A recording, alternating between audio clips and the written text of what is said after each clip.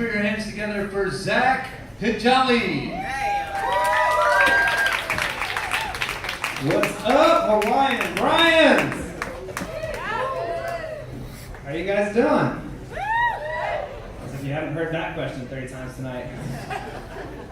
My name is Zach. I'm going to be your resident Arab comic for this evening. So buckle up for an explosive performance. I didn't think that joke would hit. Because I was going to be like, oh, that felt flat. Don't worry, it's going to have a blast. Alright, you guys are cool. I usually don't like doing Arab jokes just because, you know, Arab jokes, they tend to bomb. I like to start off my sets by just kind of like teaching a little bit, share a little bit of culture. So I want to teach you guys a greeting. That's what I want to teach you. So in Arab, when you meet another Arab, you start off by saying, Assalamu alaikum. And that means peace be to you. And the response to that is wa alaikum assalam. So let's give it a shot. Assalamu alaikum, Hawaiian Brians. Alaikum salam. Congratulations, you've all just been initiated into ISIS. So this is going really well. All right, cool. I gotta ask real quick, are there any Arabs here in the audience? No. Good. All right, cool. The only reason I asked that question is so I know who to avoid after the show. As an Arab, I really don't like meeting other Arabs. Small talk turns to genocide real quick. Like, I just met you, bro. Why are we talking about wiping out a whole race of people already? Oh, man. Of course, I can't get up here and, represent the Arabs without taking a very brief second and sending some love and support to the Palestinians, Palestinian brothers and sisters. Thank you. They're not in a good place right now. They're suffering from some of the atrocities being committed by Israel. It's a terrible thing. It's not good, But and like death and loss of life is always tragic. Like no matter where you're from. But at the same time, like fuck it, Maybe if you can't defend your land, you don't deserve to have it. Oh, you guys didn't like that one, huh? Look, like when everybody feels one way about something, it's kind of my job as a comedian to be like, but if you think about it. Oh man, I don't know. I just feel like, if you can't defend your land, like maybe you should get the fuck out of there. Kick rocks, son. And of course, Palestinians are like, no, we don't kick rocks. We throw them. That's what we do. It's a good thing we're here in Hawaii, and I can make these jokes because, like, I can't do those jokes over in the Middle East. If I tried to do some of that stuff, I'd be taken out back and stoned, I mean, I'm gonna go back out back and get stoned here anyway, but it's a very different kind of stone. It's much more enjoyable. But no, it's a good thing we're here, and it's a good thing that I can talk about this, and it's not like there's any parallels between the Hawaiians and the Palestinians. Because no, seriously, Arabs were a bunch of tribal, semi-illiterate brown people.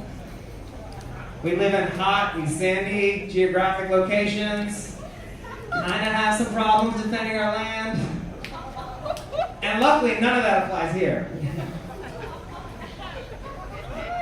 I'm kidding. Come on, guys. They're just jokes. We're on the same team. America fucked us both over. There's one part about that joke that I'm not joking about, and that is that you guys do sound illiterate. That's not you. What the fuck is pidgin? People who speak pidgin make people who speak Ebonics sound like they're giving a TED Talk. How the fuck are you illiterate when you only have 8 letters in your alphabet? 7, my bad. I'm sorry. It makes it even easier. Vowels, Hajali. That's Hannah. She used to be my roommate, and she's just as annoying now as she was back then. Oh, man. Let's see. I got a little bit of a true story for you. This is kind of interesting. So I have a lot of family over in the Middle East, but I've never been there. So it's a lot of family that I've never met before. I've met the family that, we have some family in France too, and I've met a lot of them, but I haven't met the people in Algeria.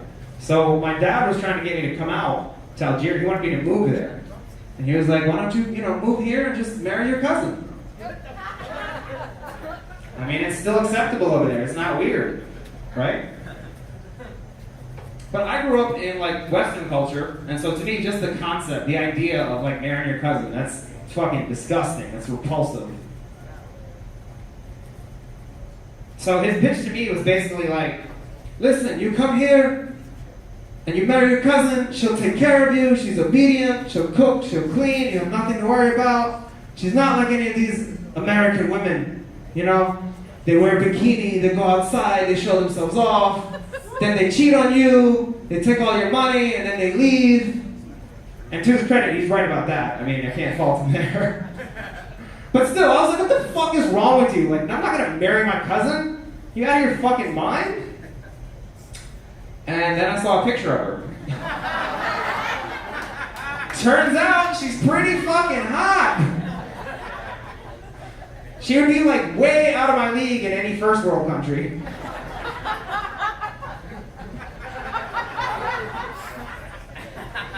See, what he should have done is just like introduced us and like never mentioned that we're related. It probably would have happened anyway. Because I was just like, man, look, if I'm gonna fuck my cousin, like let me fuck my own cousin. Don't give me permission. Way to fucking ruin the whole thing, Dad, just like you ruined everything else. Alright guys, that was my time. I appreciate you so much. My name is Zach Jolly. God's not real. We live in a simulation. Buy shares of GameStop. That's all I gotta say.